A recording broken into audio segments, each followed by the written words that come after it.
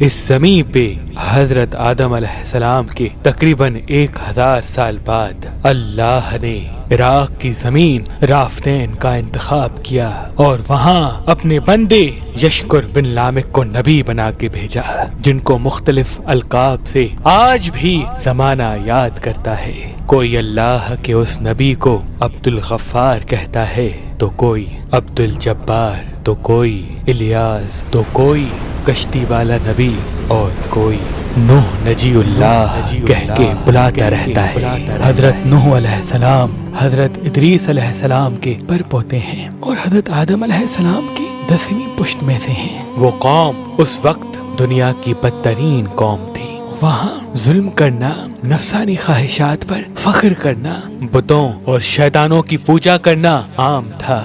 اللہ کے نبی حضرت نوح علیہ السلام بچپن سے ہی ان کو بار بار سمجھاتے رہتے تھے کہ اس کائنات کا مالک ایک اللہ ہے جس نے ہر ایک چیز کو پیدا کیا۔ نوح علیہ السلام جب اللہ کے دین کی تبلیغ کرتے تھے تو ان کی قوم ان کو اتنے پتھر مارتی تھی کہ وہ پتھروں میں ڈھک جاتے تھے۔ تاریخ نے لکھا تقریباً 950 سال تک آپ تبلیغ کرتے رہے، بار بار پتھر کھاتے رہے، لیکن افسوس سوائے چند غریب اور مساکین کے کوئی بھی آپ پر ایمان نہ لایا۔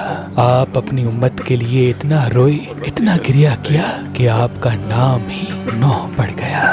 بس اتنے میں اللہ اپنے نبی پر وحی کرتا ہے کہ اے نوح، اب یہ تیری قوم ہدایت نہیں پائے گی۔ نوح علیہ السلام رو کے اللہ کی دربار میں فریاد کرتے ہیں کہ اے اللہ، یہ انسان ظلم کرنے کو مذاق سمجھتے ہیں، ایک دوسرے کے خیال کرنے کو، مدد کرنے کو بزدلی سمجھتے ہیں، تیری عبادت سے منہ موڑتے ہیں۔ اے اللہ، اس میری قوم کو نیست و نابود فرما۔ جیسے ہی نوح علیہ السلام نے یہ بد دعا کی تو اللہ نے پیغام بھجوایا، اے نوح، ایک کشتی تیار کر، ان قریب تیری یہ ظالم قوم نیست و نابود ہو جائے گی۔ بس اللہ وحی کے ذریعے اپنے نبی کو بتاتے گئے اور اللہ کے نبی نوح علیہ السلام وہ کشتی بناتے گئے۔ جیسے کہ نوح علیہ السلام ایک پہاڑ پہ رہتے تھے تو نہ وہاں سمندر تھا، نہ دریا، نہ درخت تھے۔ بالآخر اللہ کے نبی نوح نے درخت اگائے اور اس کی لکڑی سے کشتی کو بنانا شروع کیا۔ آپ لکڑی سے بڑے بڑے تختے بناتے، پھر لوہا لاتے، اس سے کیل بناتے، تختوں کو جوڑ کر اس میں کیل ٹھوکتے گئے۔ تاریخ نے لکھا تقریباً 100 سال تک آپ وہ کشتی بناتے رہے اور آپ کی قوم روز آپ کے پاس آتی اور آپ کی توہین کرتی، آپ کو پاگل کہتی کہ نہ تو یہاں دریا ہے نہ سمندر، پھر بھی یہ پاگل کشتی بنا رہا ہے۔ اللہ کے نبی نوح علیہ السلام آسمان کو دیکھ کے صبر کرتے اور اللہ کے حکم کو تسلیم کرتے۔ اس کشتی کا طول 300 گز، اونچائی 30 گز اور عرض 50 گز تھا۔ ایک روایت کے مطابق اس کا طول 1 کلومیٹر سے زیادہ تھا۔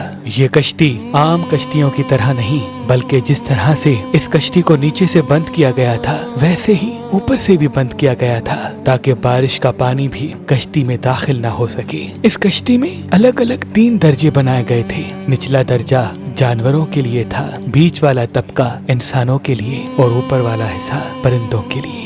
ہر درجے میں ایک دروازہ تھا۔ بس جب کشتی تیار ہو گئی تو اللہ نے فرمایا، اے نوح، اس زمین پہ مختلف جانوروں اور پرندوں کے جوڑوں کو اس کشتی میں سوار کرو تاکہ ان مخلوقات کی نسل باقی رہ سکے۔ حضرت نوح علیہ السلام نے مختلف پرندوں، جانوروں، خواہ ہر وہ چیز جس میں زندگی کے آثار ہیں، کشتی میں سوار کرنا شروع کر دیا۔ پھر آپ انسانوں کو حجت تمام کرنے کے لیے کہنے لگے، آؤ، یہ کشتی نجات کی کشتی ہے، جو بھی اس کشتی میں آئے گا وہ اللہ کی امان میں ہوگا۔ وہ پوری قوم ہنستی رہی۔ تاریخ نے لکھا آپ کے ساتھ تھوڑے سے ہی لوگ تھے جن کی تعداد بعض کتابوں میں 80 بتائی گئی ہے، جن میں آپ کے 3 فرزند حام، سام، یافز اور ان کی بیویاں بھی موجود تھیں۔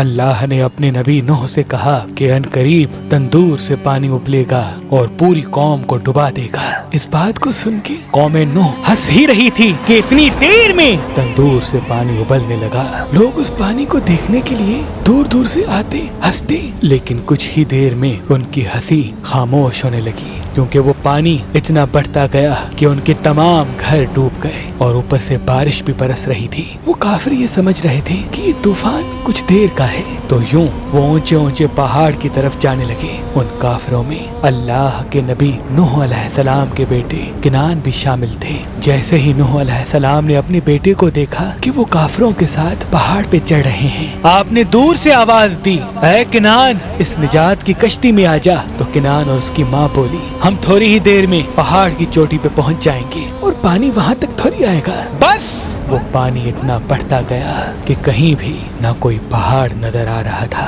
نہ کوئی درخت نظر آ رہا تھا، بس وہی بچے جو اللہ کے نبی نوح علیہ السلام کی کشتی میں سوار تھے۔ اس وقت پانی زمین سے 10,000 گز بلند تھا۔ مسلسل پانی بڑھتا رہا، چڑھتا رہا۔ 40 دن بعد پانی کا بڑھنا ختم ہو گیا، بارش بھی رک گئی، لیکن چاروں طرف صرف پانی ہی پانی تھا۔ تقریباً 5 ماہ تک کشتی پانی میں ہی طواف کرتی رہی، کسی جگہ پہ نہ ٹھہری۔ بالآخر دریائے دجلہ کی مشرقی سمت میں ایک پہاڑی جس کو کوہ ارارات کہتے ہیں، اس کی ایک چوٹی کا نام جودی ہے۔ اس چوٹی کی اونچائی تقریباً 13,000 فٹ ساحل سمندر ہے۔ کشتی نوح اس چوٹی کو لگ کے ٹھہر گئی۔ یہ تاریخ 10 محرم اور جمعے کا دن تھا۔ بس اللہ کے نبی نوح علیہ السلام نے کبوتر کو بھیجا کہ دیکھ زمین پر پانی خشک ہو رہا ہے یا نہیں۔ کبوتر گیا اور زیتون کی ٹہنی اٹھا لایا۔ اللہ کے نبی نوح علیہ السلام نے اللہ کا شکر کیا اور یوں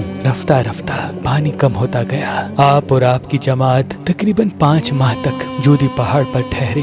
آپ نے تمام پرندوں جانوروں کو آزاد کیا۔ اس پہاڑی پہ اللہ کا شکر کرتے رہے، ذکر کرتے رہے، دنیا کو پھر سے آباد کرنے کی سوچ میں مگن رہے۔ تاریخ نے لکھا آپ کے ایک بیٹے سام جس سے عربی نسل چلی، دوسرے بیٹے حام جن سے سوڈانی نسل چلی، اور یافت جن سے ترکی نسل چلی، اور یوں آپ اور آپ کی اولاد نے دنیا کو پھر سے آباد کرنے کا فیصلہ کر لیا۔ تقریباً طوفان کے 60 سال بعد اللہ کے نبی نوح علیہ السلام اس فانی جہان سے دار البقا کی طرف کوچ کر گئے۔ اللہ نے فرمایا کہ کشتی نوح کو ہم آنے والی نسلوں کے لیے عبرت کا نشان ٹھہرائیں گے۔ تحقیق کرنے والوں نے بتایا کہ کشتی نوح علیہ السلام کی باقیات مشرقی ترکی میں واقع کوہ ارارات پر ملی ہیں۔ یہ کشتی ویسے ہی ہے جیسی اللہ کے نبی نوح علیہ السلام نے بنائی تھی۔ سلام ہو انسان کی نسل کو پھر سے زندگی دینے والے اللہ کے نبی نوح نجی اللہ علیہ السلام پر۔